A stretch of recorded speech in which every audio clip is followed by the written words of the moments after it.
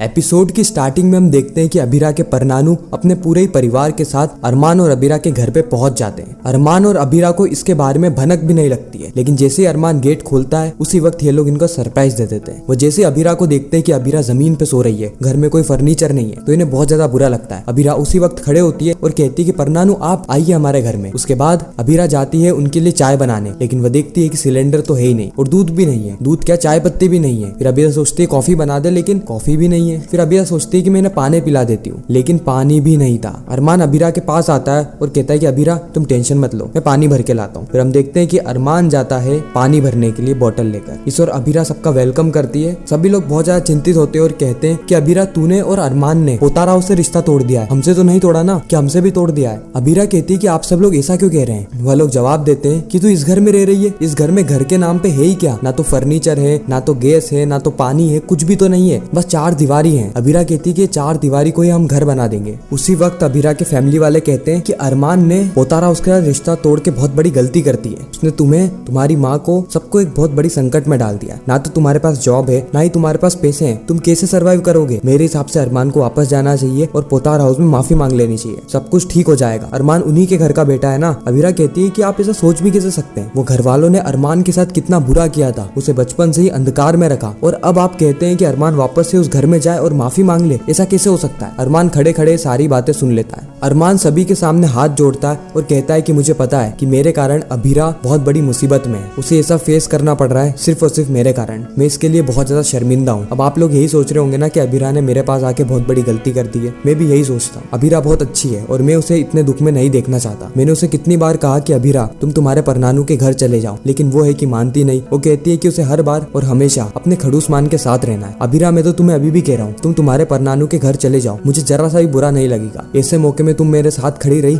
यही मेरे लिए बहुत बड़ी बात है। अबीरा कहती है कि मुझे तो ऐसा लग रहा है कि तुम्हें कोई और पसंद आ गया, तभी तो तुम मुझे बार बार भगाने का कह रहे हो। अरमान यहाँ पे हंसने लगता है और उसी वक्त अबीरा के परनानू कहते हैं कि अबीरा सही कह रही है, अबीरा को तेरे साथ रहना चाहिए। मैं वैसे तो पहले बहुत नाराज था अबीरा और तुम्हारे रिश्ते को लेकर, लेकिन अब मुझे समझ में आ गया है कि तुमसे ज्यादा अबीरा का ख्याल और कोई नहीं रख सकता। तुमने पोतार हाउस छोड़ के बहुत अच्छा काम किया है। उसी वक्त हम देखते हैं कि घर में ऑटोमेटिक फर्नीचर आने लगता है, हालांकि ऑटोमेटिक नहीं, कुछ लोग लेकर आ रहे होते हैं। अबीरा कहती है कि आप सामान गलत जगह ला रहे हैं, हमने तो कोई सामान ऑर्डर किया ही नहीं है। उसी वक्त अबीरा के परनानू कहते हैं कि सामान हमने ऑर्डर किया है, मुझे पता था कि तुम लोग इस घर में बिना पैसे ले आए हो और तुम्हारे पास कोई फर्नीचर होगा ही नहीं, इसलिए थोड़ी सी भेंट हमारी तरफ से रख लेना। अबीरा कहती है कि नहीं परनानू, हम आपका अपमान नहीं करना चाहते, लेकिन अगर आपने सारी चीजें दे दी तो एक तरीके से ये अरमान की सेल्फ रिस्पेक्ट पे बहुत बड़ा सवाल होगा, और मैं नहीं चाहती कि अरमान की सेल्फ रिस्पेक्ट जरा से भी गिरे। परनानू कहते हैं कि मुझे पता था, ये सामान वापस ले जाओ। मुझे पता था अबीरा तुम्हें सामान नहीं लो, लेकिन ये सामान को यहाँ पर लाके तुम्हें देने का अवसर तुम्हें प्रदान करना यह मेरा कर्तव्य था, और मुझे अरमान तुम पे बहुत ज्यादा भरोसा है और बहुत ज्यादा विश्वास भी। इस विश्वास को टूटने मत देना, अबीरा का हमेशा ख्याल रखना। इतना कह के परनानू और उसका पूरा ही परिवार वहां से चला जाता है। जाते आते परनानू अबीरा को एक पेन देते हैं जो कि अबीरा की माँ का होता है। अबीरा ये पेन देख के बहुत ज्यादा खुश हो जाती है। अगले ही सीन में हम देखते हैं कि घर में सभी लोग अरमान के लिए कॉल करने लगते हैं। हम बात कर रहे हैं पोतार हाउस की। पोतार हाउस में सभी लोग बहुत ज्यादा चिंतित रहते हैं कि ना तो अरमान के पास कोई जॉब है